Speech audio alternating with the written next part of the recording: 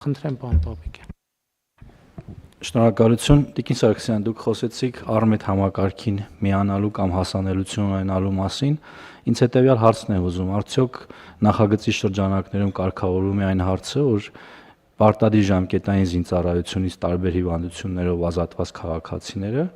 ովքեր վարորդական իրավունք են ձեռք բերում կամ ձեռք են բերել, իմանան, որ այսուհետ այն հիվանդությունները, որոնք հակացուցված են, այսինքն վարորդական իրավունք ունենալու,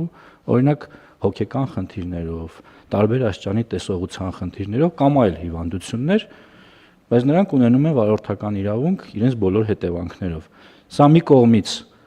բանակից զարտուղի ճանապարհով ազատվող մարդկանց համար կլինի դաս նաև, որ իրենք չեն կարող մեքենա վարել երբեք, եւ մյուս կողմից այն մարդիկ, ովքեր իրապես հիվանդ են, նրանք էլ կիմանան ուղղակի, որ իրենք մեքենա վարել չեն կարող։ Պարոն Պապիկյանը անդրադառնում է ասենց մի իրավիճակի, որ մենք հնդածս բացահայտեցինք, որ մարդիկ տարբեր հիվանդությունների պատճառաբանությամբ ազատվել են ժամկետային զինծառայությունից, եւ այդ հիվանդությունները անհամատեղելի են վարորդական, մեկ էլ տեսնում ենք այդ մարդիկ վարորդական իրավունք ունեն, ասում ենք, բայց ոնց, ուրեմն ստե մի բան այն չի։ Եվ հետեւաբար թվայնացումը ստեղ էլ այդ հարցը պետք է լուծի, եթե միտեղ արձանագրվել է, որ այդ խնդրեմը կա, այդ արդեն այդ անձի պրոֆիլում պետքա կարմիր լույսը վառի եւ ավտոմատ արգելք դրվի, որ այս մարդը չի կարող ունենալ, ասենք, վարորդական իրավունք, մինչև այս խնդիրը պարզաբանված չի։ Հիմի այս հարցերը այդ համատեքստում մենք կարող ենք լուծել։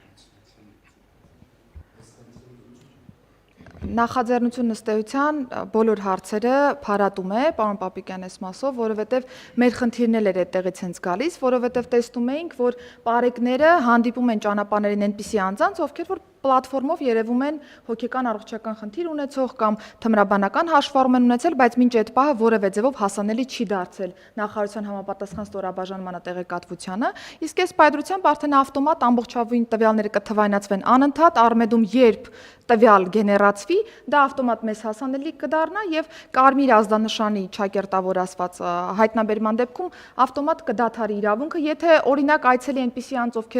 ով մեր պատկերացմամբ որևէ խնդիր ունի առողջական, նույնիսկ Արմեդ, այսպես ասեմ, ուղեգրման ռեժիմով ազդակ ուղարկելու հարցել ենք դրել մեր առաջ, որպեսզի որևէ քաղաքացի տեսադաշտից բաց չմնա, անկախ նրանից, թե ինչ գործարքի համար է եկել նախարարություն։ Դե օրինակ թվայնացումը, երբ որ դիմադրության է հանդիպում, նաեւ այս կոռուպցիոն համակարգերի պատճառով է,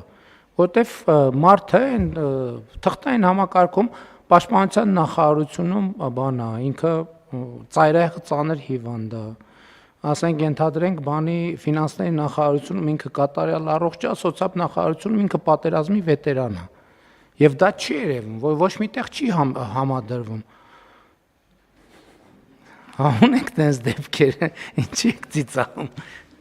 Թվայնացումը բերում է նույն դաշտի վրա, որ ոնց մի րոպե պետքա կողմնորոշվենք, ինքը կամ հիվանդ է, կամ առողջ է, կամ վետերան է, պետքա հասկանանք, չէ՞, այս ամեն ինչը։ Դրա համար էլ որ չենք հասկանում, լավ, այս ինչ դիմադրություն այն չի, որովհետև այնտեղ մեկը այն թուղթն է տվել, մյուսը այն թուղթը, երրորդ թուղթը։ Ու բոլոր իրենքն էլ գիտեն ինչի համար են տվել այդ թուղթը, ասում են, բա հոբ մի րոպե, այս որ բացվեց, ինչ ենք անելու մեզ։ Ավելի լավ է ուրեմն թող չլինի, ասենք, վայ, դա չի աշխատում, էս սենց է, դա լավ չի, դա հակասում է մեր արժեքներին, ոնց կլինի մարդկանց անձնական տվյալները եւ այլն եւ այլն։ Ամեն ինչ տակ մի հատ տենց պատմություն կա։ Ինչին նայում ես, մի հատ տենց պատմություն կա։ Հավանիչ տեսանյութը եւ բաժանորդագրվիչ նորությունները բաց չթողնելու համար